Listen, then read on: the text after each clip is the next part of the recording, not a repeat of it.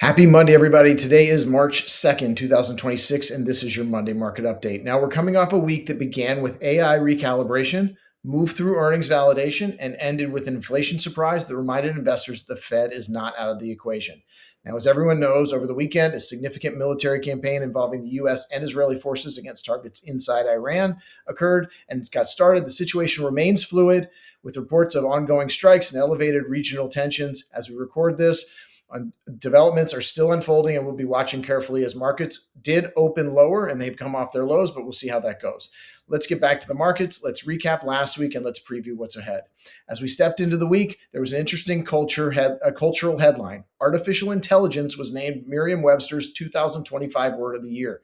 Now, that may sound like trivia. I come up with a lot of that. That's not what this is. When a term becomes word of the year, it tells you something about saturation. AI is no longer a niche theme. It's embedded in the public conversation. And last week, markets wrestled in real time with what that actually means for earnings durability, capital spending, and valuation discipline. On Monday, stocks opened under pressure as AI disruption concerns resurfaced, particularly in enterprise software and cybersecurity. Investors were reassessing whether new AI integrations would complement or cannibalize incumbent platforms. Tariff headlines and geopolitical tensions added to the cautious tone. Software and parts of tech lagged, while defensive areas held up relatively better. The Dow was down about 0.5%, the S&P 500 down roughly 0.75%, and the Nasdaq was down about 1%. On Tuesday, sentiment shifted meaningfully. A relief rally developed as investors reconsidered the immediacy of AI disruption fears. AMD surged after announcing a multi-year AI data center agreement with Meta. Software stocks rebounded sharply. The IGV software ETF climbed close to 2%, though it does remain well below its highs. The tone moved from sell first to let's reassess.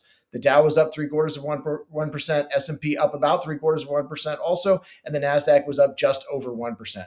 By Wednesday, the rebound broadened. NVIDIA rose ahead of earnings. Oracle gained on an upgrade, and software extended its bounce. Investors were positioning for what was arguably the most important earnings call of the quarter, NVIDIA. After the close, beneath the surface, breadth improved even as mega cap leadership remained uneven. The Dow up just over 0.5%, S&P up about 0.75%, and the Nasdaq was up about 1.25%.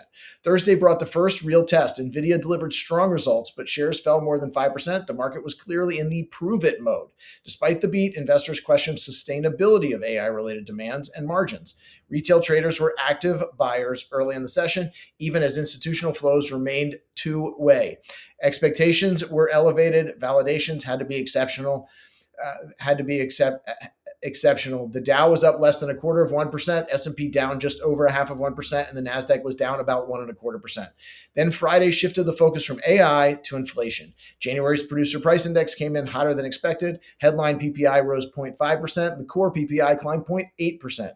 That complicated that rate cut narrative and reignited inflation concerns. NVIDIA extended its post-earnings slide, and stress in parts of the private credit remained in the background. The Dow was down just over 1%, S&P down about 0.5%, and the Nasdaq was down just under 1%. For the week as a whole, volatility picked up into month end. February closed with the Nasdaq down more than 3% for the month. Yet corporate America stepped in aggressively. February saw $233 billion in buyback authorizations, the largest February on record. Beneath the headlines, demand remains. Under the surface, this is a selective market. Remember, as I said last week, roughly 30% of S&P 500 companies have moved at least 20% over the past 3 months. That's double historic norms. The index appears steady. Individual stocks are not. Investors are separating narratives from numbers. Now let's look at the week ahead, and this is where it gets busy. The two most important reports this week are retail sales and Friday employment report. Expectations are for modest job growth, slight cooling, but wages are the pivot. On retail sales, expectations are to see headline sales down slightly, but core retail sales up 0.5%, suggesting the consumer may still be resilient beneath the surface. And then there are the Fed heads. Here's the lineup. Tuesday, we'll get Williams and Kashkari. Wednesday, we'll see the Fed's beige book. Friday, back to the Fed heads with Daly, Paulson, and Hammock. The tone has been consistent. Policy is described as modestly restrictive. Neutral is estimated around 3%. That suggests roughly 50 to 75 basis points of room before policy reaches neutral territory. But patience is the theme. Hammock has signaled being comfortable holding steady. Daily has suggested we may still be above neutral. Kashkari has emphasized waiting for clearer data before moving in either direction. So this week becomes a test. If payrolls soften and wages cool, rate cut expectations may stabilize. If wages surprise to the upside, cuts get pushed further out. This is a data-dependent Fed. And here's the bigger connection. AI is accelerating productivity. That supports growth, but wage growth drives inflation. That shapes policy. If AI boosts productivity without reigniting wage inflation, the Fed can move towards neutral. If wage pressures persist, policy stays restrictive longer and valuation multiples compress. That's the intersection. AI narrative, labor reality, neutral rate gravity. Markets are recalibrating around this triangle. The takeaway, this is not a fragile market. It is a selective, expectation-sensitive market. Volatility is recalibration. Dispersion is opportunity, and discipline matters more than ever. Now, before you go, all the tax documents should be available for your accounts. Please check your accounts online and the app for those reports. In keeping with Friday video series, we're moving into that next phase of tax planning. Stay diversified, stay disciplined, stay focused on your long-term plan, not the short-term noise. Have a great week.